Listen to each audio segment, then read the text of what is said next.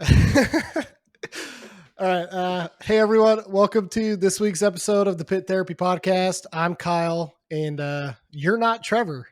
Not today. Not this time. Not today. I guess it depends. When you're filling out credit card applications, Then I'm Trevor. you might be Absolutely. Then I'm Trevor the house down. Yeah, it's crazy, Yeah. but not today. All right. Well, we were joined with Chris from Chicken and Waffles, Chicken and Vinyl, First Grade Fight Club, our good friend. So Y'all know it. Y'all know me. we know Chris. He's been on a few times, so we appreciate it. Trevor is out. I don't know, He's living. He's breathing. sacrificing virgins or something. I don't know. Uh-huh. Sacrificing virgins. I mean, it is almost Halloween. And so he's Yeah. got to do the right thing. He's got to do what's good for him. And I respect I it. know. Yeah. So I get the feeling that you're a big Halloween guy. I love Halloween. Absolutely. Okay. Yeah. All right. What are you doing for Halloween then? Because this will come out technically after, but it's It all right. will. Yeah. So nothing actually super crazy this year because a lot of my plans got changed last minute. So I'm just going to hang out with my family. But I have a new song coming out on Halloween. So that's a cool thing. Oh, nice. Mhm. Cool. So when this premieres, there is a new First Grade Fight Club song. Everyone go listen to it. Well, we will make sure to share it and help you out. So Thanks, pal. you going to dress up or anything? Yeah, so I'm actually going to dress up as Trevor. Look how crazy that is. And I'm going to go apply for a bunch of credit cards and see how it goes. Yeah. All right. How about you? Are you a Halloween guy? Are you going to dress up? So I'm not really like a Halloween guy. It's fun because my kids have fun with it. Of course. This year I got roped in. We're going to like a Halloween party and Okay. you have to wear a costume and Hmm. I don't know. So I'm going to dress up. And I'll tell you what it is because this will air after Halloween. So I Okay. won't spoil Yeah. anything, but I got the like dumbest Jafar No costume way. because of my goatee and Your stuff. goatee is so Yeah. perfect for it, dude. I know. Oh And my dude, gosh. it's got like the big hat, like the big, Yeah. like egg-shaped hat with like the red cape and Yeah. like it's gonna be perfect. So my wife is Latina, so she's brown. So like Yeah. she's got a Jasmine outfit. So it's like I don't know. That's so perfect. It'll be cool. So Yeah. I'll post love pictures that. on it because Yes, please do. But I again, like I'm not a Halloween guy. I don't dress up. When I saw this Yeah. costume, I was like, absolutely. That's the one. 100%. That's the one. I love that. Yeah. That's sick, dude. Yeah. So yeah, it'll be fun. We're supposed to get like a bunch of rain and crap, so we'll see if we even Oh, for real? can go trick or treating. Yeah, but Well, we'll see. so we'll see. Yeah, man, it got like super cold here, so who knows what's gonna happen this Halloween? Did you get snow then? Not today, but the mountains did. Okay, Yeah, that sounds terrible. it is, I would be happy if I never saw snow again. dude. Same. Look at that. Look how perfect. Freaking hate Yeah. snow. Yeah. So well, in typical fashion, any new releases that you've been listening to this week, or Yeah, there's a lot of good stuff I've been jamming lately. It's not like, I mean, the one isn't really heavy music. The first one is there's an electronic like hyperpop group I love called Machine Girl, and they put out a new album just a few weeks ago that's incredible. It's called MG Ultra, I think. Okay. Super weird, glitchy keyboard synths. I love it. It's fantastic. And then there's a metalcore band out of Denver called Writhe in Fear, and they have a new EP that was just nuts. It was so good. They're more like Cool. old school style metalcore, trying to sound like 18 Visions meets Converge kind of thing. It's great. Okay. They're the bomb and they're homies too. So yeah. Seems like that sounds kind of coming back a little bit. It is absolutely. It's great to see. Like, metalcore is such an umbrella term. There's so many styles of it, but that's a style I really love. Yeah. Yeah. No, it's cool. How about you? Yeah, the only one that I think paid attention to this week was that Enforced EP. Yeah, dude, Enforced Rules. It slays. It's so good. Yeah. Yeah. They're awesome. I'm getting tired of the EPs. Just drop an album. I know it. Drop an album. Yeah. So, and Enforced like is great. Yeah, seriously. It's like we need more. Give us as much as you can give us. Yeah. Yeah. So what about tours? Anything fun you're going to or that you saw drop? Yes, so Keonashi is coming to Salt Lake City on Saturday with Omerta and Blind Equation. So that'll be super, super sick. And then the week following, I'm going to LA to see the Blood Brothers. So nice. Yeah. The When We Were Young Fest got announced, if we're talking like announcements. but Sure. whatever. Well, yeah, Whatever. seriously. The most disappointing about that is it's like if that's the only way to see set your goals I know, in seriously. like a while, then I'm Yeah, gonna be pissed. So seriously. What was nuts about this one too is there was hardly any actual like reunions. Most of them were already like actively yeah. playing bands. It was like, whatever. Well, there's like weird band like Tsunami's playing it. Yeah, Knocked Loose and Tsunami are on it. Yeah, that's I don't know. And Kubla Khan, very strange. Yeah, yeah, it's But weird. I don't know of any other like tour announcements yourself. Do you see anything? Yeah, I saw Killswitch is doing Oh, a tour, and they've got Kubla Khan, Fit for a King, and oh wow. it was another Texas band. Is oh shoot, why am I'm having a stroke right now? Is Killswitch from Texas? They're not, are they? I don't think so. Maybe, but I don't think so. Yeah, I don't know. It was just weird Anyway, because it was like all Texas bands all that went on Texas tour. bands. Yeah, So yeah, but that's yeah, sick. I I don't know. That also was saw that the Sleeping, the Number 12 Looks Like You, and Sky Came Falling are all doing like a triple co-headliner, but there's like 6 shows across the East Coast. So mm, yeah, yeah. I'm getting real tired of like the East Coast just I getting know. stuff. It's I love when annoying. they're like, "Hey guys, we're going on tour, world tour," and that means they're going to like Canada and 6 stops on the East Coast. Yeah, Exactly. It's stupid. whatever. So yeah. All right. Well, I bet a bunch of stuff will drop here. Usually I feel like you see, well, I don't know. Maybe we got it all. Maybe people are holding out till next year. I For don't know. tours and stuff. Yeah. Yeah, probably. I feel like there's a lot of tours coming through the fall. So I wonder if people are like not announcing a lot for the next little bit till they can Yeah, talk about spring tours. absolutely. So Because no one wants to tour at cool. like Christmas. So yeah. Yeah. Yeah.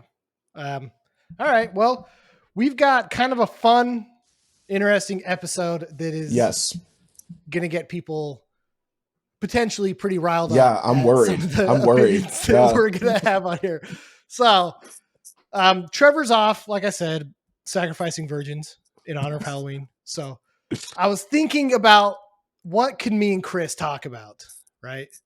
And so, one thing that I've always respected you for is that you have this like big palette of music that you like, right? And so, Yeah. like outside of like you and Trevor, I don't really know a lot of other people that like I could really do something like this with, you know, Yeah. where it would be fun. And so what we're going to do is we are going to take a shot at who we consider to be the greatest of all time for certain genres. So I know there's going to be a bunch of genres we're going to miss. There's obviously certain types of music that like we just don't listen to and don't Yeah. know.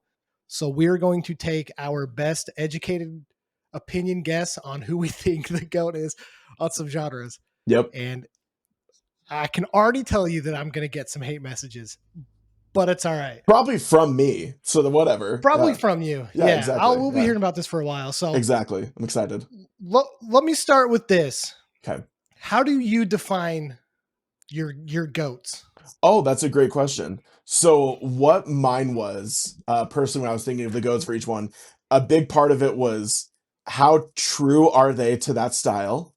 Like when I think of that style, you know, they're either most of their career, all of their career is defining that Yeah. style. I also thought about like longevity. Like, are Okay. they the greatest of all time because they also didn't just like play one album and dip, you know? And then kind of the last thing I thought of for a lot of it is also just like, could I, if someone was not familiar with that genre, could I point to this artist and say, this is the best way you'll get a taste for it? So that Yeah. was my main thing. But what were yours? Okay. No, but pretty similar. And I think your Okay. last one is really true. Like I was thinking a lot about that of like, if somebody asked me about this genre, I took it though as like if you know the genre, then this is the band that like you think of, right? Like Yeah. this is the pedestal. This is the band that I think encompasses everything that genre is.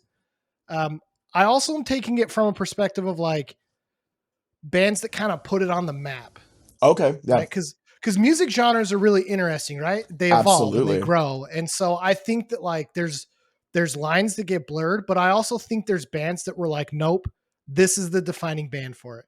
Yeah. And that's kind of the take that I have on it. And I was talking to my wife a lot about this, and we were kind of comparing it to like basketball, right? Because there's a big discussion around basketball, who the GOAT is, whether it's Michael Jordan, LeBron Yeah. James. And one thing she brought up, and I wanted to ask you this too, and we'll get into the Okay. answers, but how important is like generational differences? Because Yeah. I'm a huge basketball fan. Michael Jordan will always be the GOAT for me. Right. But I wonder if like my son, who's 9, who's grown up into basketball, is going to say LeBron because that's the GOAT that he grew up with. Do you Oh, think for that that's sure. going to sway a lot of these opinions? Or do you think some of these genres, regardless of generation, are going to have a definitive GOAT? I actually think it's going to be very dependent on the genre. For example, oh, I mean, I don't want to spoil anything, but like there are certain ones that like have been around a lot longer where I was like, I don't care what that was like when it started. I care about what it was like, like 20, 30 years ago as opposed to that many. So yeah, I Yeah. think that's going to be a part of it for sure. Okay. Yeah. Yeah. We'll see though. Yeah, We'll see. Yeah. we'll see. We'll see. All right. Yeah. So hold on. Let me get the list pulled up. I should have had this Okay. prepared before, but I am not That's a okay, very dude. good prepared person. So, all right. We'll start with the softball one. You know, the top of the list that I sent you, Yeah. and we'll just start out strong because I think the end Okay. is going to be kind of funny. But Yes, it is. hardcore. All right, hardcore. Who's the GOAT for hardcore? And if we need to like maybe explain our definitions of hardcore, because I know that also is Okay. like Yeah. a pretty big. I don't know if that would help. I mean, yeah, but okay. Yeah. So who do you have as the GOAT of Yeah. hardcore? When I was thinking of hardcore, especially like same thing, when I can point to this band and say that is hardcore embodied, not even just what they sound like, but what they are, I said Have Mhm. Heart. Because I think Have Heart Okay. like really embodied not only what hardcore started off as for 20 years, but they also embodied what hardcore became. They also are, I think like the most well-liked straight edge band. Like there's a lot of straight edge bands that have some reputation, some don't. But I feel like Have Heart, the music is so just quintessential hardcore. They're so fun. And also just they were a lot of people's gateway band into hardcore. Yeah. You had a lot of people all of a sudden try to get into the scene or even like try to mosh or hardcore dance for the first time because of Have Heart. So Yeah. that was my answer personally. Yeah. Okay. Well, what's cool about that is, I think it was Justice, the lead for Trapped Under Ice, Okay. and somebody asked him like, "Do you consider Angel Dust hardcore?" And he was like, "Anything I touch is hardcore. Like that's what I am." Yeah, And the reason why I say that though is I feel the same way about Have Heart and the vocalist with like Fiddlehead and absolutely. stuff like that. Is it's like they do Absolutely. embody hardcore. So that's a really good one. Um, how do you get around only having 2 albums? I mean, whatever. Is that enough? That's Is that enough. Have that's Heart's enough? good enough to only have two. Okay. Yeah. Because All Have right. Heart, the other issue is with a lot of hardcore bands, a lot of really good ones, is you have stinkers in those discographies True. where you're like, Okay. man, they have this many that are great, this many that suck. But like Have Heart, they don't have bad music at all. Yeah, it's not that much, but none of it's bad. Yeah. Okay. That's a good one. Okay. I kind of went the same route as you. I Okay. thought a lot about this because I was like, do I need to go with an old school band Yeah, that like set the stage, right? Because there's a huge history of hardcore. of course. But I didn't. I'm saying Terror. Dude, Terror was another one of my picks. Yeah. Yes. Because I think that like, I mean, musically, I guess like there's a little bit like of thrash or a little bit of metal influence in it, right? And Yeah. people might say like, okay, that's not true to hardcore. Well, But whatever. I just think everything that band stands for, the longevity, like you said, the amount of albums that are solid, not just the music and lyrically, but like those dudes, their shows all embody hardcore. Like I was just reading on Reddit about somebody was like, "Hey, what happened with the fight that broke out in Sacramento at Terror last night?" And everybody was like, "Dude, it's a Terror show." So like that's the only That's answer to it. And hilarious. so yeah, to me, Absolutely. it's like that's literally like Yeah. unfortunately or fortunately, however you want to look at it, like Yeah, yeah, that's yeah. like the embodiment of hardcore. And even freaking Haley Williams from Paramore, when there was a fight at her concert, she was like, "This isn't a terror show," Yeah. you know. So Dude, I that's a just great answer. yeah, I think that like I think that musically, like attitude, uh, their shows. I mean, there was a show here in Texas they had last year that like the venue Okay. shut it down because people were going Whoa. like crazy, and Scott Yeah. Vogel came out and was just like, "Screw you!" Like, Yeah. I don't know. That to me, just like I mean, sure, people probably hate that, but like Yeah. that's what hardcore is, you know? That's Yeah. just what it is. So I That don't know, is pretty so similar. crazy. Yeah, Yeah. but similar answers. I actually also had Trapped Under Ice under my radar because, I mean, Trapped Under Ice also perfect discography. Yeah. Yeah. But Yeah. like, I feel No, like that's they're fair. not as important. You know what I mean? So yeah, Well, I feel like I think they're known to people that like are very much involved in the hardcore scene. absolutely. I feel like though bands like Have Heart that have Fiddlehead that kind of extend out of it um are a better pick for that just because Yeah. it's more they are have made it more accessible because of stuff they've done. And I think Terror has Absolutely. as well just because of the like reputation that Terror has, Seriously. right? Yeah. So Seriously. I don't know. Those are both good picks. I don't think the only reason I think we would catch hate on those is because they're not like They're classic not Minor Threat. bands. They're Yeah. not Minor Threat. They're not They're not Madball. Bad Yeah. Brains. They're not They're not Madball. Bad Brains. Yeah. Agnostic Front, you know. But I also feel like Agnostic Front. this like, I mean, we can move on from this, but like, I feel like this also would be a generational answer. I feel like younger kids are going to have a different answer than Have Heart and Terror. Sure. Yeah. Yeah, maybe. They say Drain Okay, or Knock we'll Loose see. or something. Yeah. Yeah, they okay. Well, Yeah. I'm sure the older generation, if there's older generation people listening to us, they're probably like, yeah, these kids are idiots. Yeah, The same way that I seriously. would act if somebody said Exactly. knock loose too. So, Exactly. all right. Yeah. If you guys feel that way, let me know because I'm interested in this. Tell us in the comments. Yeah. All right, next one. Punk. Okay. You go first on this one. We'll switch off who goes first. You want me to go first? Yeah. I have a really hard time with this one. Okay. Because I like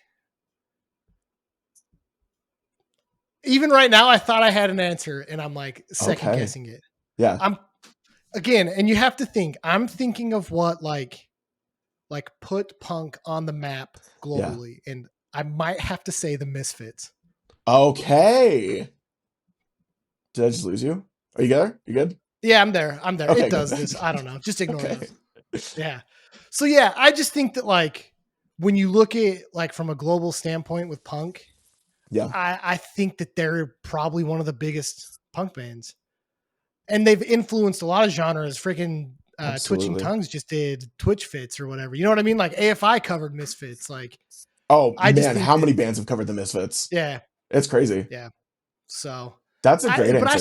I struggle with that one though, because you look back at like some of the older bands, like I don't know, Sex Pistols and there's just too many options. But I just think Yeah. from like if you were to explain to someone that never listened to music, like I think they have a better chance of hearing the Misfits than a lot of these other bands. And I think that's important when we're defining that. So Yeah, the Misfits are a great answer.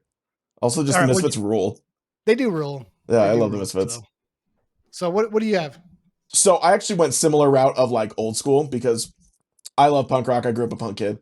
And say I tried to think also same thing impact. So I chose the Ramones because Yeah. I feel like the Ramones when punk rock started, it was very against government and from England and a little bit fast in America, but the Ramones were just like, what if it was just like aggressive and fast and loud? And I feel like that like set punk in such a strong mood to already be like, this is literally what your parents do not want you to listen to just from the start. And it wasn't gross, it wasn't weird, it was just loud and aggressive and fast. And like I think the Ramones, we talked about this when we started off of like bands like the Sex Pistols only had like one record, but the Ramones have like 25 albums. Only a few are good, but like the Ramones' impact is just so insane everywhere. And how many people decided to pick up a guitar because of the Ramones, Right.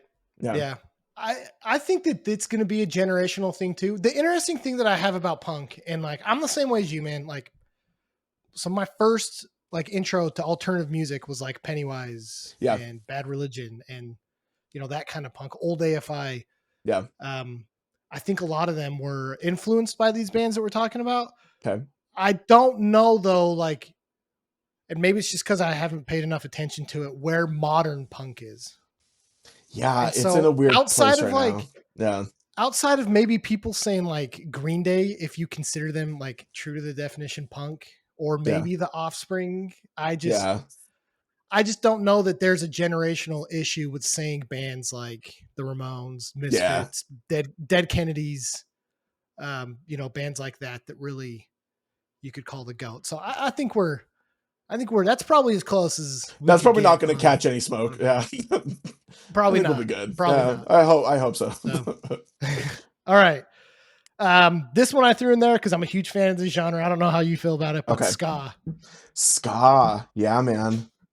I'm not the biggest ska guy. I have my few that I enjoy, so I'm not like professing to be an expert. But for me, what my knowledge of ska, the ska that I enjoy for the GOAT, I went with Less Than Jake because I feel like Less Than Jake, the style of ska I enjoy is a little more ska punk, more than just regular ska. And I feel like Less Than Jake not only does it better than most bands ever have, but also like they were on like how many Warped Tours did Less Than Jake play? How many people have seen Less Than Jake open for somebody, or they open for Less Than Jake? And for me personally, they have a song called Mr. Chevy Celebrity that my older sister would play in 2000 or 2001, somewhere in there, in her Jeep, and we would drive around town just blasting that full force. And it's a great, super rebellious, fun little ska song. So I think of them as the GOAT myself, but I'm actually really interested to hear your answer since you love it so much. I'm gonna say the same thing, actually. Oh, for real? And I think there's like, I don't know, ska's really interesting because there's ska's fascinating. Like if you go back to the history of ska, like it was invented before reggae was. Yeah. Like there's this huge history of ska. There's all these different sounds of ska. And you could go anywhere from like the guys wearing bowling shoes with checkered shirts. Yeah. And you know what I'm talking about? To like straight up like punk punk looking kids with, mohawks and battle vests and stuff, battle jackets or whatever. I think Less Than Jake bridges the gap between all of the sounds of ska. Agreed. That's what has made them so accessible to people. And that's why I would put them at the GOAT. I think we might, like if somebody, I don't know how many of our listeners are like ska guys. They might be. You never know. You'd probably catch some hate around like, maybe the Mighty Mighty Boss Tones or something like that. But like if you stick to do like Operation Ivy, but they had one record, so right. Yeah. I guess Rancid kind of flirts the line between ska and punk. I feel like a lot of ska fans would be like Real Big Fish for sure, but I actually was never Real Big Fish. So I like that one song, Real Big Fish, Sell Out, right? Oh yeah, great song. But I feel like I was never a huge Real Big Fish guy. Yeah. Yeah. I think Less Than Jake still, like their last album they put out like last year. Oh, I didn't listen to it. Silver Linings. Yeah, it's good. Was it good? Like, yeah, they're still killing it. So that's so sick. Yeah. All right. Dang. That's just a fun one. But okay, here's another interesting one. Metal. Oof. This one could go a lot of different ways. So. This was my hardest one. Okay, well, let's hear it. Okay. Why was it so hard though? Because there's just so many. I just love metal. I love metal so much, and I feel like there's so many good answers. And no matter what you pick, someone will say, "What are you talking about? It's this band," with metal especially. Absolutely. Yeah. So I feel like mine's also going to take explanation. I pick Slipknot, because I feel like if I were to look at a metal band of the past 20 years, maybe 25, and say who is the millennial or Gen X Metallica, I'd say Slipknot, because not only did they get so huge, but like they were the first band to have like double pedal drums on the radio, and they went so much bigger on mainstream radio and TRL and MTV and all that than pretty much all of their counterparts. And the other reason I picked Slipknot is that like I feel like for a lot of people our age, Slipknot was the gateway band where they went from rock music to metal, where it was like, oh, I like heavier music that's scary. This is what I listen to, like, to make my parents worry about me. But like I'm a huge Slipknot fan myself, so that's another bias for that. But I just feel like Slipknot continues to blow up their legacy and get crazier, and they can't be stopped. They have their own festival. They're touring all the time themselves. It's nuts. Yeah. But but same thing. I feel like that's not a conventional answer. No, and to be completely honest, that caught me way off guard. Yeah, like so, I'm sure it did. Yeah. But I'm curious what your answer is because this is a So toughie. it is a tough one, and I'm maybe going to take what people might think is a sellout answer, and I'm going to Oh, say here we go. Metallica. There you go. I just, whether you like them or not, like you can't argue what they did for metal, right? They Absolutely. put metal on the map. You know, like I know there was a lot of metal bands, you know, especially that generation. Like there's tons of Mhm. them, but I just don't know that people really understood the like gravity and scale that Metallica had and still Absolutely. has, you know? Still has. Yeah. And we're going to get into this genre too. And I'm not spoiling anything, but I'm just comparing it. When you look Okay. at like people that don't listen to that music, like still wear Metallica shirts. Like it's just, Absolutely. and so I just, you know, there's people that don't like basketball that know who Michael Jordan is. You know what I mean? Yep. So like, I think that that speaks to like just how big they got. And Slipknot's probably pretty comparable. I just think that like generationally, you might lose people with Slipknot. Oh, totally. Yeah. I think you have more of a chance of finding random people that know Metallica than Slipknot, but and I that would actually be the think only that'll reason. depend on age group though. Because like Metallica, recognizing their impact for sure, most people can do. But Metallica as like liking them, younger generation is into Metallica. And so That's it's a lot that's true. harder to like find who would like which one.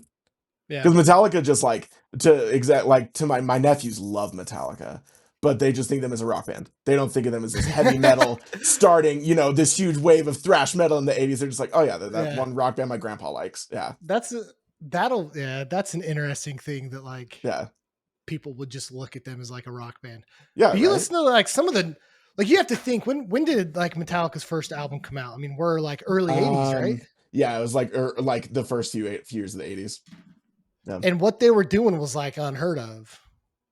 Well, know? not unheard of. It was big, but like they weren't like the first thrash band or anything. Right. You're right. No, Yeah. I know they're not like the first, but they were the first to like To get big. To make get it a as big thing, as they did. you know? Absolutely. Yeah.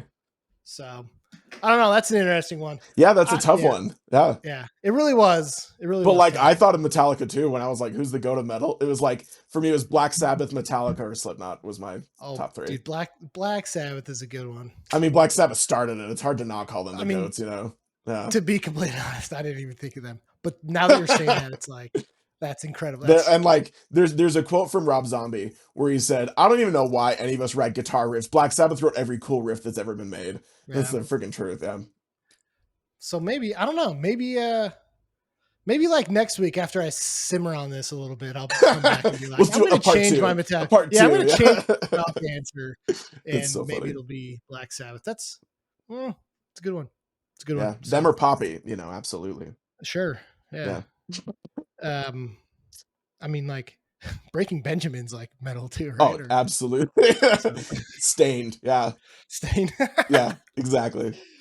Dude, my mom's gonna be super happy you said that. So. Does your mom like Stained? Dude, my mom listens to all the like Tool and all that. Like that. I don't know what you even like. What do you even call that? Like I don't feel like it's metal. It's like hard rock, maybe. I mean, we've all referred to it as butt rock, but like butt rock. But it is like hard rock, I guess. Like Stained, good example, just hard rock, yeah. So Chevelle, like my mom's like Chevelle, like Chevelle fan. Yeah. So, all right. Let's see. Metalcore. You're gonna go first on this one. I'm gonna go first on this one. Yeah, okay. Yeah. My definition of metalcore is not Lorna Shore and that. Thank you. Yeah. All right. I get on Reddit, which I regret it every time I get on. Yeah, seriously, especially like metalcore Reddit, especially the metalcore subreddit. Dude, like these people are like so terrible. Lost, It's like they're so lost. Okay, and we'll get into it. I don't know which one's worse though, either the pop punk one or metalcore. Because the pop punk one's just as like, bad. Look at this Halsey song. I'm like, this isn't pop punk. This is just pop. Like it's okay. It's okay that it's pop. It's not pop punk. Anyways, this is how I feel about the metalcore subreddit, which is funny because their like icon is Converge, and I'm like, I guarantee you like 90% of these people don't even know who Converge is or whatever. But my definition of metalcore is metallic hardcore. It is okay. Like it's raw metal that has hardcore punk influence with like breakdowns. The vocals are not death metal-y, they're hardcore vocals. Yeah, it's not like super drop tune. It's not deathcore, Yeah. it's also not like, I don't even know what you would say, like Pierce the Veil or Motionless in White R. It's not pop metal, I guess. Yeah. I don't know Yeah. what you Yeah. call Yeah. that stuff, right? So I'm talking true to the definition metalcore, Okay. and it's Earth Crisis. Okay. Dang. Yeah. I just think that their Crisis consistency rules. across their albums, Mhm. I think what they did in the scene, the way that they like actually bridged the gap of like, we're a metal influenced hardcore band, but we're Yeah. in the hardcore scene. They're like some of the first to really do that. Like we Yeah. talked with Kyle Fisher last week from No Innocent Victim, and he was saying that like if you listen to Agnostic Front, like they are some of the first to like introduce some metal riffs and things like that. Like that's cool, but they're still like a hardcore punk band. Like I think Earth Crisis might have been one of the first that truly could have been in either scene at the time. Yeah. You know what I mean? And so that's literally what metalcore should be.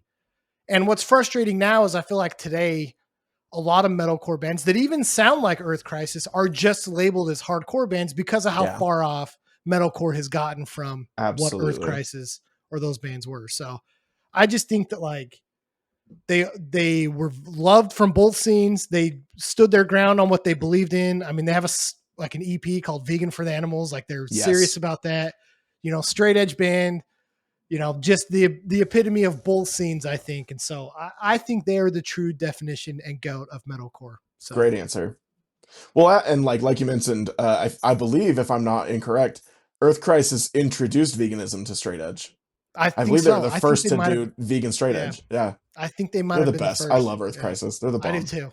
They're Great so band. good. Yeah. Absolutely great band. My answer, funny enough, is Converge. Okay. I'm being dead serious. Converge is my answer. Yeah. And here's my reasoning. So like Kyle said so well, metalcore has become such a big term that encompasses all these styles that don't sound like each other, and it's very weird that we say, oh, Motionless in White is metalcore, and also Earth Crisis. It's that's nuts that's like as big as the spectrum gets. But for the metalcore I like, which is more on mixing the intensity of metal and the chaos of hardcore, is what Converge started doing before anybody. And in the 90s, Converge hit the scene and everyone hated it because it just made no sense and it was crazy and it was people would get the crap beat out of them at shows because the band, you can't understand what they're saying. It's not like they don't have like sing-along anthems, but Converge inspired this entire half of the metalcore genre that I love, and is the reason I love metalcore so much, because they also never stopped. Converge is still together. Converge is still playing shows, and they're still nuts. When I was thinking of like OGs of metalcore, I like Killswitch Engage, but I was never like they're my favorite band. I was never that huge into them because it already got a little bit too like bro metal for me, of like it's a lot of clean singing, which is fine, and a lot of like chugs and stuff, but Converge is nuts. And so that's the metalcore I enjoy. So Converge will always be the goats for me for metalcore. I mean, I feel like there's like maybe 4 or 5 bands that people really attribute to like the goats of metalcore, and it's usually Earth Crisis, Converge, Shai Hulud. Totally. And, God, I know I'm missing some here, but I mean, Shai Hulud claims. I mean, Matt Fox, like they claim that he's they claim to start the word metalcore, birth the terms of metalcore, right? Exactly. My only issue with Shai Hulud is that like, and it's similar to Converge, right? Is I feel like the chaotic part kind of came after what metalcore like had already become. Like, like you're right. Like that was like another wave of metalcore, right? Yeah. And I think it's very important to metalcore because I mean I freaking love like the later ones like Norma Jean that did it, or the Chariot. Absolutely. Same guy. Right? Like I totally understand that part of it. I just like where Metallica was my goat for metal, the like clear progression to me of a mix between metal and hardcore is Earth Crisis. Absolutely. Because it's like you can hear the Metallica influence, but you can also hear like the Agnostic Front influence Yeah. too, right? And that's what actually that's funny about metalcore is we talk about Convergent Earth Crisis. They were doing this before there was a word for metalcore, before there was a scene, and they were just kind of doing what they wanted, and it was to mix styles and be different, Yep. and then became legends after that. So it's picking goats of metalcore is funny because I was thinking a lot of my favorite metalcore bands, but that doesn't mean they're like the goat. Like the Devil Wears Prada rules, but they also have like how many terrible albums. Yeah. So, no, I I don't did. know. Yeah. I totally agree with that because like I don't feel like you have to like them to understand that they're the goat. I honestly don't really like Metallica that much. Like there's a few songs where I'm like, oh, that's cool. Like, and I appreciate what they did, and I do think they're the goat because like look at what they did for metal globally, right? Yeah. But like they're not my favorite metal bands. Yeah. You know, like there's tons of metalcore that was cool that we grew up listening to in like the mid 2000s, but it's like none of those guys would be around if the two bands that we just mentioned didn't do what they did, right? So you say you don't love Metallica, but like I know you have that lower back tattoo of the Metallica logo. It's like we've all seen it. Did you know they were originally called Metallic, but every time the singer would say it, he'd be like Metallic. Yeah. Oh my gosh. That's hilarious. Good work. Good work. All right. Thank you. If you guys don't listen to anything else, I hope you at least that was it. That's it. That's the clip that's going viral. You know what? I like when you're on here, Chris, because Trevor would just made fun of me for that. You at least I thought it was great. All right. Next up, and I think personally, this is going to be one of the hardest ones. I think this is a sleeper one that is going to be one of the hardest ones. Post-hardcore. This is brutal. So you start. This was one of the hardest ones that took me the longest amount of time to figure out. But as controversial as this one is, I'm going to say Finch is the GOAT of post-hardcore. Because I feel like, Finch didn't like start it or anything. And Finch has one good album and like two okay albums. That's such an interesting pick. Holy cow. Finch was so mind-blowing when they started and so influential to, oh my gosh, how many bands. In fact, I was watching on YouTube for this last When We Were Young Fest. Rock Sound did a thing where they interviewed most of the big bands playing, and they asked them one question. They put it together as a compilation, and Jeremy McKinnon from Day Remember said that Finch is the reason I started my band. And I think constantly like Finch is such a great band for post-hardcore because I feel like they are the post-hardcore sound, like truly embodied. It's so much kind of whiny emo singing and then really intense screamo influence screaming, great breakdowns, great melody. I feel like they balance it really, really well. And then they also, they got a lot bigger than a lot of post-hardcore bands, especially, man, how many skateboard compilations did you ever see that had a Finch song on it? I swear they all had at least one. But yeah, Finch was my answer for this one. That's kind of a wild pick. I'm not gonna lie. Yeah, right. Kind of out of pocket. Finch. We've talked about it. Like What It Is to Burn is one of my all-time best records ever made. All-time favorite. It really is, dude. Like it really is. It's perfect. It is. And like I unfortunately didn't go see them when they were with Armor for Sleep, and I was super bummed. Yeah. But I told my wife, I was like, if we go to this, be prepared to see me cry when they play What It Is to Burn, because like, that album means a whole lot to me. Oh yeah. It's a good. And it sucks because like they were like 17 and 18 when they wrote that, and they never wrote anything as good. Yeah. And so I'm sure it is defeating knowing that what you did as a teenager is all that people want to hear. Yeah. It killed me just even listening to those albums. It's like, what you did? You massacred my boy. Exactly. You massacred. Look how you massacred my boy. Yeah. So the reason why I struggled, there's two reasons why I struggled with post-hardcore. Okay. Number one is, like, I think the sound has changed so much that like generationally, there's going to be a ton of argument around. Absolutely. Because you go from like, and this is my second point, is just how wide the range is, similar to metalcore, but I think in some ways it can even be like more wide. Yeah. Maybe. But you go from bands like Quicksand, like OG post-hardcore, like, dude, their first album's like 1989 or something like that, right? Yeah. Like 1990. Yeah, Quicksand's ancient, but they're still great. Yeah. And then you go all the way through to like just some of the worst bands that people call post-hardcore. And I just Sleeping with Sirens. exactly, dude. It kills me. And it's the simplest like litmus test. Litmus with an M. Litmus test. Yeah. Okay.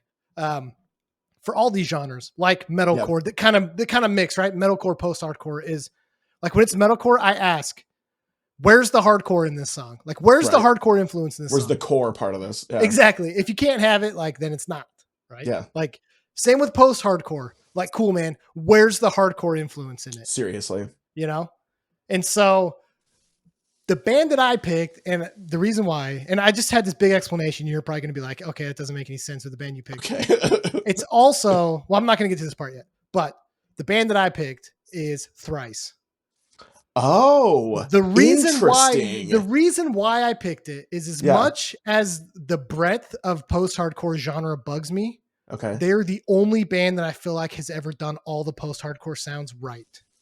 And they've done a lot of them. Yeah. Yeah. They started with like Identity Crisis and all that stuff. And Artists in the Ambulance. Artists in the Ambulance. That was like pure to the definition post-hardcore. Mm-hmm. They were incredible.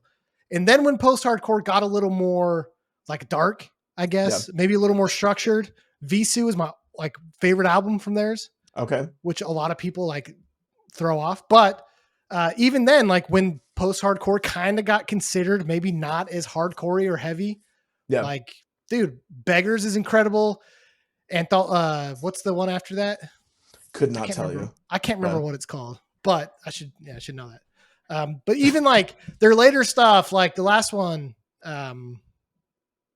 God, dude, I'm having like a mini stroke. I can't remember any of their names. That's okay. But I just feel like you look at like the Alchemy Index, like Fire Breather was like heavy. Like they had songs that were like heavy. And then I don't know. I think they embodied everything that post-hardcore was throughout the years better than anyone else could have done. And so to me, that's why I would say they're the GOAT of that genre. That's a great answer, especially because also Thrice has been around for so long, is so consistent and keeps putting out stuff. Yeah. I mean, I remember listening to him as a kid, and my brother was like a decent musician or whatever. And he was like, yeah, it's crazy to see bands that would use like blues riffs in songs. And I just thought of like how like clever and talented Tepe was, right? Like, you know, that's the kind of stuff that makes you a GOAT, is when you're doing things that like haven't really been done. And I appreciated that, like, you know, Dustin Kensrue, a lot of those guys came from the hardcore scene too. Like Dustin Kensrue still like posts about, so like there is still hardcore influences, especially in their older albums, but their newer ones, I think still embody like what it has become. The only other band that I think, and this is a personal choice, would have been Thursday. That would have been the only one that I might have said. Absolutely. Yeah. That'd have been the only one that I think would go up against them. So yeah, but Thursday did a lot for post-hardcore. Absolutely. I love it. They still do. They still do. So I freaking love Thursday. All right. Pop punk. Oof. This is a brutal one. Are you big? You can start. You can go first. Okay. Are you a big pop punk fan? I am. I love pop punk. Okay. That not every band out there. I think there's some that are garbage, but like I do love pop punk of all generations and move my camera. All generations and all times. Yeah. Yeah. So this one, I think I'm letting my bias in a little bit. Okay. Because I do think there's bigger bands.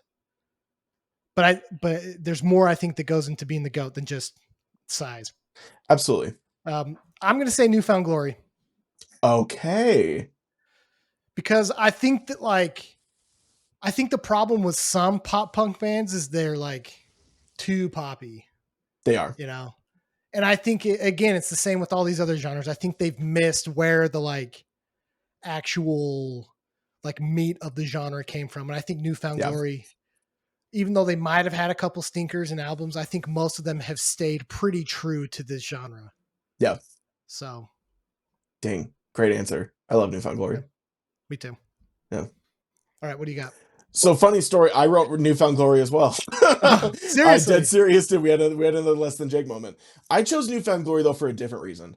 Um, Okay. when I was thinking of like OGs of pop punk, you're talking, arguably they always mention that Green Day is one of the first, if not, the first big pop punk. Blink 182 is really Yeah. big. But my problem with both of those bands is that they either abandon pop punk or they have garbage in their discography. And Yep. both bands have a lot of stinkers.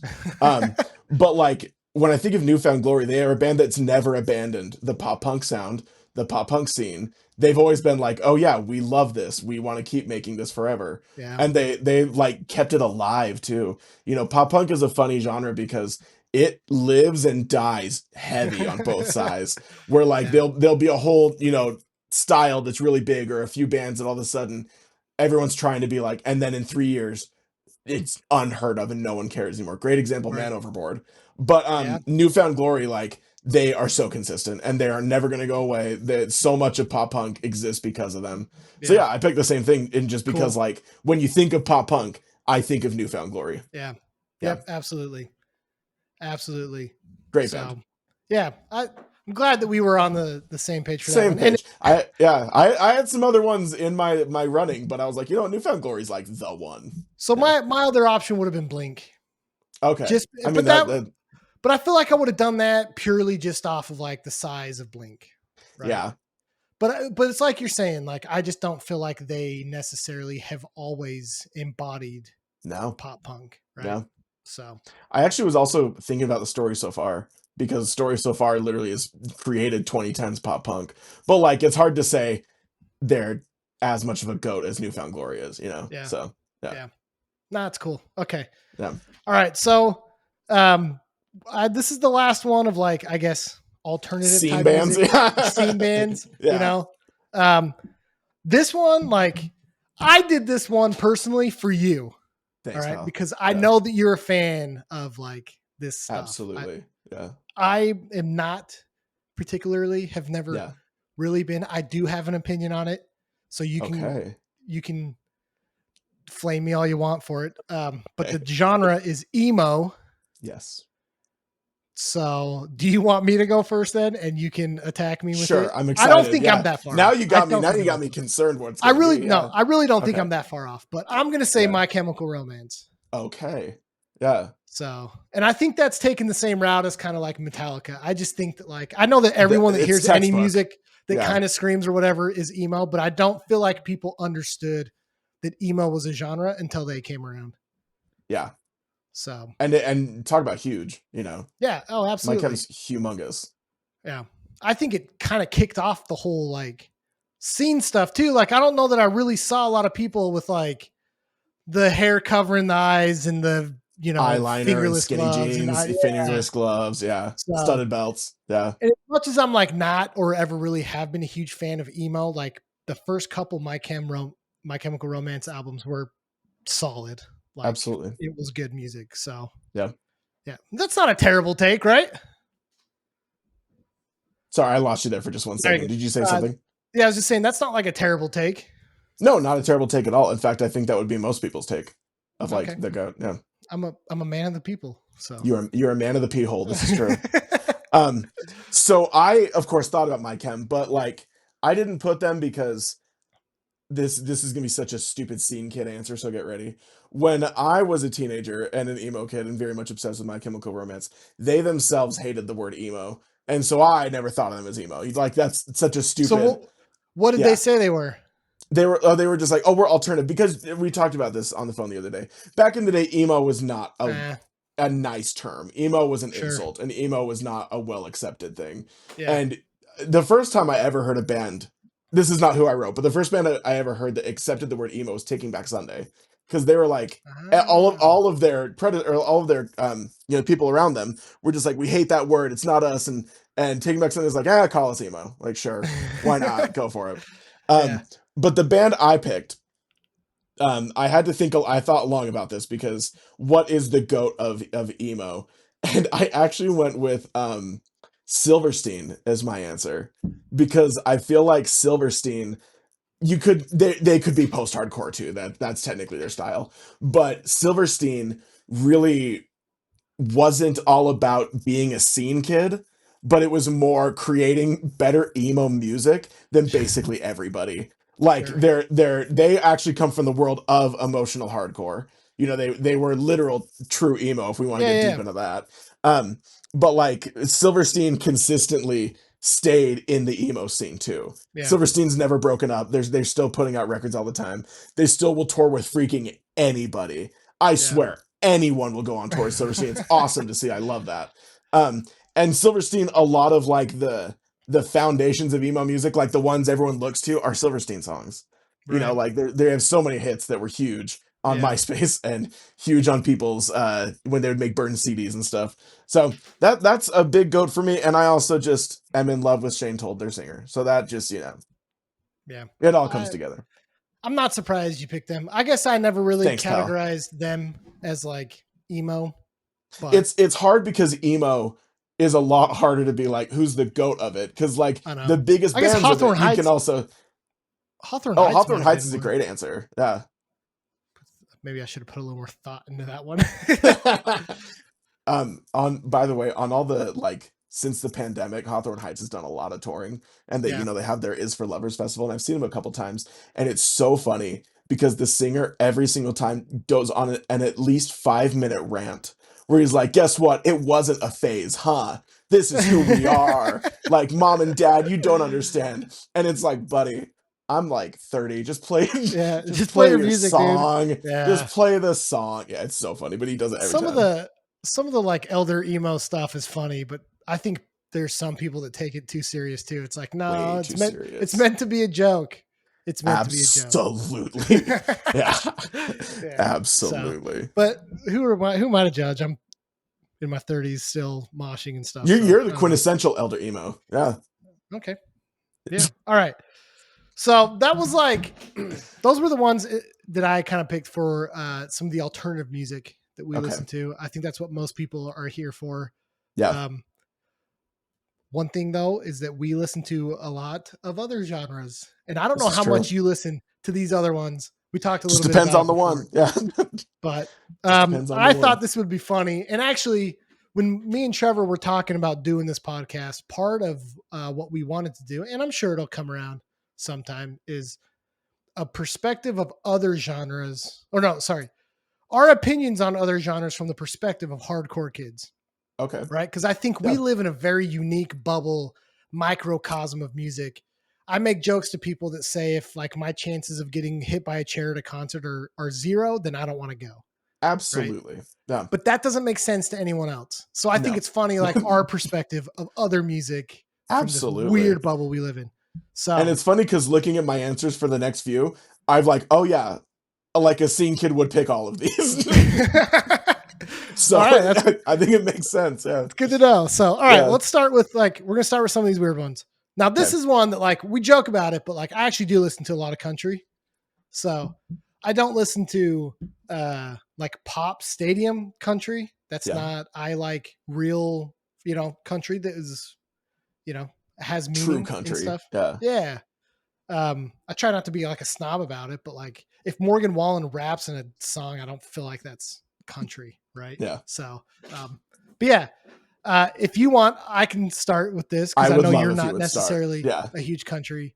I think people are going to expect this answer. Maybe I might catch hate for it, but there's no denying that Willie Nelson should always be considered a GOAT in the redheaded stranger. Genre. So yeah, just like there were other people that were talking about like Merle Haggard, you know, Waylon Jennings, and it's like those guys were all like doing stuff with Willie too. You know what I mean? Yeah. Like, so I like if you say Willie, I think you kind of like semi include those guys, but like to me, just like Willie's uniqueness with his voice, because a lot of the country back then was like very gruff and like tough guy vocals, you know.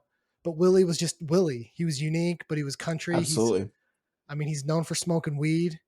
Like that's just funny in a scene like country, right? So like, you know, I live down in Texas now, and even people that you wouldn't expect, like, just gush over Willie. I think he's done a lot for country. The other reason why I'm going to say him is this big revival of country right now, which I've talked about before. A lot of it's due to him because I guess he got in trouble with the IRS, lost a bunch of money, kind of quit making music, but then wanted to get back into it. And he's helped a lot of this like red dirt country or outlaw Okay. country down here in Texas Okay. to like get started again. So a lot of these new bands like Sturgill Simpson, Coulter Wall, um, what's the Charlie Crockett? Like a lot of these guys Okay. actually got started by Willie. And to me, that Okay. embodies like goatness level that he's not only like his music was great, but like what he has done for this scene Yeah. and this revival puts him, I think, above a lot of people. So That's a great answer. yeah. Dang. And Good work, dude. Buddy is one of the greatest songs ever written. There you go. Yeah. All right, let's hear your non-country listener opinion. Oh man, this was my hardest one for sure because I don't know much. If you about say country. freaking Garth Brooks, I'm gonna punch So you it's through gonna the be ether. Garth Brooks. He's got friends in low places, you know. No, I know so little about country, so this also will have not much explanation.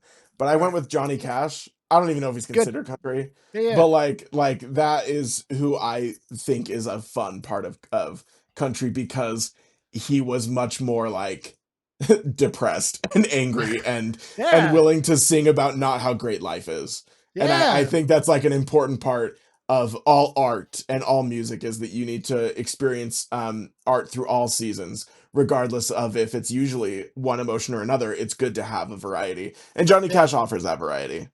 Plus, like, he's so influential, you know. He freaking covered a Nine Inch Nails song. Like, yeah, when he was like 100 years old. Yeah, I know, awesome. right? And it is great. I like it better than the original. I do too. The original's not that good. But his is so good. I was waiting for you to get mad at me for that, but I'm glad you didn't. No, I'm not huge into Nine Inch Nails, so like I like his cover much better. Yeah. Yeah.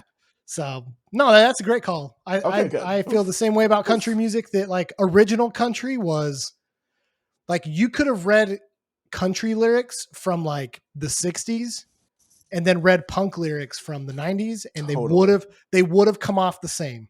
Absolutely. You know? And now it's like I feel like country is just a freaking joke. If you you listen to Bo Burnham, have you heard his song where he makes fun of okay. It's incredible. But that's how I feel about country, modern country. Literally. It pisses me off. So no, but there's good stuff. Modern country is interesting for sure. Yeah. So all right. Next one up, pop. Yeah. Are you a pop head? I don't like traditional pop music, but I do like some pop music for sure. Explain that then. What do you mean? Okay, so like if you're talking pop princesses like Katy Perry or like stuff like that, well, I'm not into that much. Like I think it's fine. I know the music because I hear it all the time. But like I like pop music that's not as popular, but it's of a pop style. Or it's more interesting or just you know, really, but that's hard to explain. Yeah. But like fine. Yeah. So my goat does that make your goat option super random then? Katy Perry. Not super random, but also not super normal. Okay. My goat for pop music is Bjork. Because Bjork is not only one of my biggest like inspirations and heroes ever. I worship the ground Bjork walks on. But Bjork made pop music weird in the best way. Like Bjork was doing experimental music on a mainstream level that kind of nobody had ever done. And it's to this day, it's still good and badly received because she is weird and it is strange and it does not sound normal, but it is like fun pop music. And she continues to make some of the craziest, weirdest, funnest, most beautiful music in the world. And I think she's just such a talented artist. Like we're talking about, country music in the 60s is how I kind of feel about Bjork in like the 90s and 2000s of pushing the envelope so much, because in the 90s and 2000s is really where you had Britney and Christina and you know, Pink and Gwen Stefani, and then you have this weirdo who wears a swan as a dress and talks about how, you know, the tree's bark is like their skin, and it's like she's so weird and I think she's perfect in every way. So Bjork is my favorite. Okay. I think it's a great answer. It's a great answer. There's not a normal one. I knew that one was not going to be yours. That one for sure. was off the rails, man. That's awesome. That's great. And I think your explanation of it is awesome. Thank you. Like my wife. Most people don't think of her as like a pop genius, but I think she is. I mean, that's fine. So my pick and whatever is Taylor Swift. Okay. So 2 reasons. Number one, my wife actually threatened to stab me if I didn't say Taylor Swift. So the other thing she's is here on the call right now. exactly. Yeah. She's like, and you can't see her, but she's like, There's a holding knife. Yeah. But in all honesty, man, like you can't deny what she's done. You cannot. You can't do it. Yeah. She's boosting states and countries' economies when she Just by tours going. there. Yeah. Just by going there. So it's, I mean, whether you hate her or love her, like you just can't deny it. Like you can't deny it. So Yeah. She's not my favorite pop artist. Like, there's like some really cool pop too that's coming out that's like not bad. Like Teddy Swims is really cool. Okay. Yeah. But like, dude, I grew up in Britney era. Like, Yeah. outside of Taylor Swift, the obvious answer, like my personal answer is Britney, just because like she's the only pop artist that I think I can sing more than like one or two songs to. Right. You know? So, but she kind of embodied a lot of what pop was as well. Absolutely. Just like, the craziness, all the drama, like all the news articles and everything. Like that was, it was pinnacle. It was incredible. Popness, so yeah. No, the thing that was hard with this one is pop's huge. Pop's been around. Huge. Literally, popular music as a term has been around since the 20s.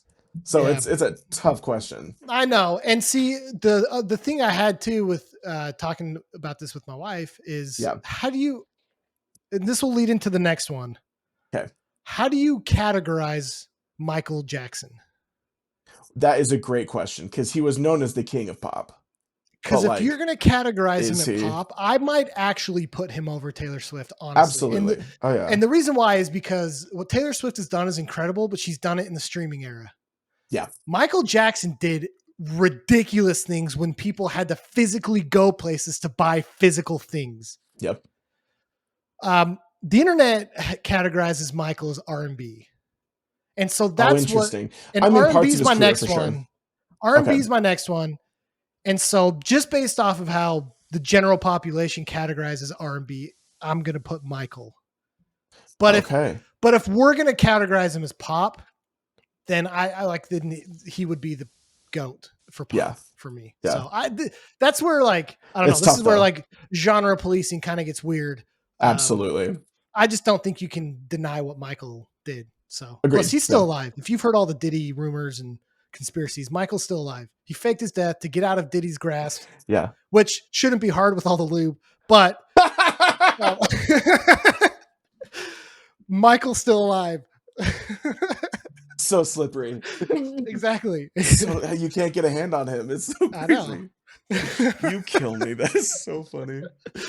So, all right, who did you? Okay, so how do you categorize R&B then? Like, what's R&B? I'm not an R&B guy. I'm not the one to ask because like I just know because when I was looking up R&B artists, I was also like, isn't this like a pop group or aren't they hip hop? I know.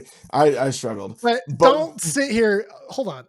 Don't sit here and look at me in the eyes and admit that you did not listen to like Destiny's Child. Oh, of course, Destiny's Child's amazing. All right. I mean, that's R&B, right? I mean, absolutely. I think Usher, dude. I used to like try to mimic Usher's dance moves. You still do. Yeah. I still do. You have that whole Super Bowl performance. I still do the like Neo hat flip. You know. When I was thinking of the GOAT of R&B for the R&B I like, I immediately went to Lauryn Hill and her work with the Fugees as well because I think her voice is not only just incredible, she's an incredible singer, but like was quintessential R&B. There's like that incredible rasp to it slightly, and it works so well with the tones the Fugees would do. And that song Killing Me Softly, they just like that in my opinion is like one of the best R&B songs ever written. Yeah. Because it's so catchy, it's so moody. And when I think of R&B, I think of like moody. I think of like I think it kind of like it's all over the place mood wise. But also just her solo stuff, the record, The Miseducation of Lauryn Hill is known as one of the best albums of all time, especially for R&B. So I really love her, and cool. I think she's incredible at it. But yeah, Destiny's Child, Usher, TLC. It was tough to pick this one. Yeah, dude. Yeah. My wife was saying that. She's like, how do you not pick TLC? So, I love TLC. But that's all my sisters listened to growing up. It was the bomb. Yeah. So hip hop / rap. We talked a little bit about Yeah. this before. If people want to fight us on the definitions, whatever. We're gonna combine them just for the sake of this. Whatever. Yeah, whatever. All right, whatever. Who do you have for this? Mine is my and most controversial. Do you listen to this? Yes. But Okay. mine is the most controversial of all of my answers. Because Interesting. you're going to for sure go, ugh. So get ready. In my opinion, and in my world, and of the music I enjoy, the GOAT of rap and hip hop is Lil Peep. Lil Peep, rest in peace, he's dead. But hear me out. This is my hear me out cake. Hear me out. Lil Peep was it, he took, you are killing me, Kyle. I'm a freaking okay. All right, Lil Peep was able to marry the world of rap music with the depressing world of emo, in the 2010s. And all of a sudden, rappers came out of the freaking woodwork and everyone had a SoundCloud all of a sudden. But they all tend to credit Lil Peep as he was the first, and he was also one of the first rappers to get not to be that guy, but also white rappers to get face tattoos, because he always had the assumption, I can't get another job. I have to make this my only job. So he would get just crazy stuff tattooed on his face. And a lot of rap that's big right now, Juice WRLD, for example, I mean, he's dead too. But I mean, a lot of them are dead. But the Lil Peep is who started that style and who sort of bridged that gap. But I'm not good at this because the kind of rap music I like is not normal. And so that's why my answer was not Snoop Dogg or Eminem. Now I'm excited to hear yours. I mean, mine's boring and stupid. First of all, I would never accredit Lil Peep to anything, but I mean, my answer doesn't really matter. That was awesome. My answer though is Tupac. Okay. I just think that like that whole generation, I think, I mean, the generation before him and stuff with hip hop and rap, dealt with issues, sang about real stuff, which is why I can't ever get into modern rap too. Cause I think it's all just it's very a ploy for money and it's very fake, different. Just like modern country, right? It's just commercialized. And I think that Tupac and that generation, but Tupac specifically, the way that he, his cadence in his songs, I heard somebody describe it very, in a really interesting way. I haven't thought about it enough to really have much of an opinion, but I thought this was interesting that he said his cadence was almost like Martin Luther King preaching. Okay. The way Tupac rapped and the things he said and his cadence and the music behind it, you do kind of get this preachy, kind of real raw feel that when I listened to him, I always felt the real emotion behind his songs. Okay. So I think that I mean, they also, that whole generation as well, kind of put hip hop and rap on the map of all the beef, the East Coast, West Coast, that's still played out today. This whole idea of movies like Bad Boys and I just think that his music and that generation just totally inspired this whole culture of media. Yeah. And so I think a lot of that ties down to him and what he did. And, it's funny that all of our rap goats are dead, but that's not funny. That's terrible. It's terrible, but it's the truth, right? Right. And it sucks. And I think that cements him even more as the GOAT. Yes. Right? I feel like that does something to a legacy. Yeah, exactly. Absolutely. Yeah. So I actually I like rap and hip hop. I do not like, and it's the same way with country, and I'm the same way with all music, is if it feels genuine and raw and real, then I'll listen to it. I don't care about the genre. Modern rap to me is not cool. There's a few exceptions. There's a record label out of Minnesota called Rhymesayers. If you listen to rap at all, people know them, but Aesop Rock is on there. This guy POS who has, but he toured with Under Oath, dude. And you know the guitar intro to the one that's it's like nah, nah, nah, nah. Yeah. You know what I'm talking about? So he overlays that in one of his rap songs. Okay. It's tight. And I saw him and stuff, but and they're really cool because it's underground, right? It's it's underground hip hop. underground rap, and Right. I'm down with that. So Right. I do listen to rap and hip hop quite a bit. So Yeah. fun. Same, but it's not like the styles everyone like that's really big right now. Yeah, no, I'm not like listening to Yeah. Travis Scott and like Yeah. trampling people at shows. In fact, So. just this yikes. Just this last week, I have a 15-year-old nephew that really likes rap music. And I was talking about the rap I like, and here's some of the rap he likes. So he made me a playlist. And it was very nice. It was adorable, but it was a lot of like Drake, Travis Scott, Mhm. ASAP Rocky, and I listened to the whole thing because I love him. But it was like this is definitely different than like what I Yep. enjoy. Yeah. Yeah, no, Yeah. it's the same. I did not get on like the Lil Wayne Yeah, it was never my thing. bandwagon. Yeah. Never got onto all the like big bass drop rap. Like, Yeah. dude, like Wu Tang. I'll listen to me some Wu Tang. Nice. Like Common. I think Common sweet, but that I don't know. I guess you'd call that. He kind of mixes a little bit with R&B sometimes, Yeah. right? Yeah. But yeah. So okay, we're like going over a little bit, but here's an interesting one. Rock. Okay. Just rock. This was so hard. Right? This was so hard. So I'm torn between two, but I'm leaning more towards Led Zeppelin. Oh, great answer. I just think they embodied everything that rock was. You know? Cool riffs, awesome vocals, interesting songs. Like, I think musically they were better than a lot of bands. Absolutely. You know? Yeah. So the talent's there for sure. Yeah.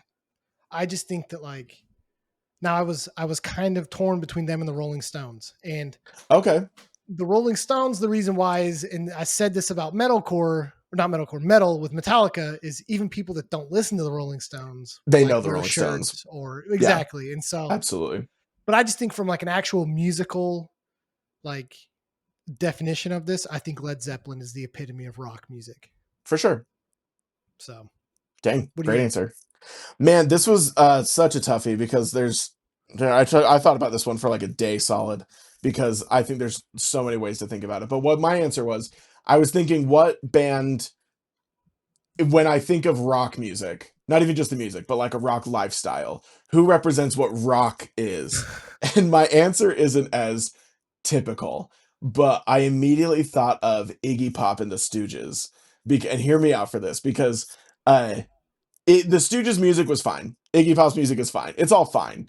But what they did as musicians was so interesting and fresh, because Iggy Pop was the first artist to jump off the stage and to go nuts. And he would beat himself up on stage, and he would, people would bring jars of peanut butter and he'd rub it all over himself while singing. And like he created this slight sense of danger to rock and roll that really wasn't there before. Rock music in the 50s, 60s, early 70s, it was different. It was a much more like you show up, you play the show, the sound's horrible, people are screaming, and then you leave. But then Iggy Pop, with the sort of, like, they call them proto-punk, but like the bands that were punk before punk was punk, it was like, no, you're gonna come to a show, you're gonna headbang, you're gonna push someone, and you're gonna like have fun, and you're gonna get crazy. And so I think that really set from there on what rock music then was looked at, because then you have the huge bands like Nirvana, Foo Fighters, bands like that also loved a sort of excitement and danger to their music, and they love crowd participation, and Iggy was sort of the first to encourage that. And talk about shockingly still alive. Iggy Pop is still alive. Him and Ozzy Osbourne and Mick Jagger have a curse with the devil. Seriously. Where they are living in the most horrible looking bodies. Like Weekend at Bernie's going on. It totally could be. Puppet. They're strung up and they're puppets at this point. Maybe Metallica puppeteer. Oh, I love that. Yeah. The Master of Puppets is Iggy Pop. I tried. It didn't land, but that's okay. You tried your best. You had your metallic joke, and that is like, that worked better than anything. Okay. Yeah. All right. Iggy's that's a good choice, dude. Because it's true, like, it's a tough one. It's a tough one. But rock question. You're right though. Like, rock is so much more than just music, Yeah, rock is it's so big too. Yeah, it was this like idea of being a rock star, like, absolutely. Like it took music and fame and that culture to a whole nother level, And I can see where you're getting Iggy. I think that's a good call. So thank you. Honestly, like, This is why I wanted to do this with you, man. Is that like you have such a different perspective? My answers felt a little vanilla. Yours were actual like interesting and it had a lot of story. But that's what's fun about this, right? Is because I think that is what's fun about it. Because you like, had stuff I didn't think of. Yeah. Well, surprisingly, I don't know how we got two answers the same, which is interesting seriously. because of how many like options there are. So, and it's funny because it's two genres you and I don't really talk about that much. Right? Like, it's so funny. Yeah. Right. Yeah. Okay, so I got one last question for you, and then we'll wrap this up. Okay. What is your all-time GOAT band? What is your GOAT in general out of everything? Like the greatest band of all time. Yeah. The Cure. I think The Cure is the greatest band that's ever lived. The Cure not only changed music, but they have like, there's so many bands where like, oh man, do you have like, if they got 3 perfect albums, that's crazy. The first 8 albums by The Cure don't have a bad song on them. And to this day, I saw The Cure last year. Robert Smith is in his almost 70s and they played a 3-hour set and it was incredible. So I think The Cure is not only the best band ever, but like continues to be the best band ever. Cool. What's your answer? Cool. So, I mean, Thrice is my all-time favorite band. I think Thrice is one of the greatest, if not the greatest band to ever. Yeah. I just think musically, I think lyrically, I think like I've made the joke that like if Dustin Kensrue could fart in a cannon, I'd listen to it. Like I just absolutely, dude, everything he touches is gold. Like musically, they just like everything is so good. The creativity around like the Alchemy Index, like it was genius. Like you made albums around like elements, like and it worked, dude. Like it actually worked. Like you could put a song on right now and I'd be like, yep, I know that's the Earth album. Like, not just because I know the song, but like just because of the way it sounds. Yeah. And I think that we talk a lot about this on the podcast of bands that have changed their sound. Yeah. It usually doesn't work. And like, I know there's people that don't like some of Thrice's later albums, but I think they're gold, man. I think they're so good. So like Palms, that was the 2 albums ago. Like that album was so good. There's songs on there that I was like, dude, this could be a Cure. Like there's one song that reminds me of a Cure album. Yeah.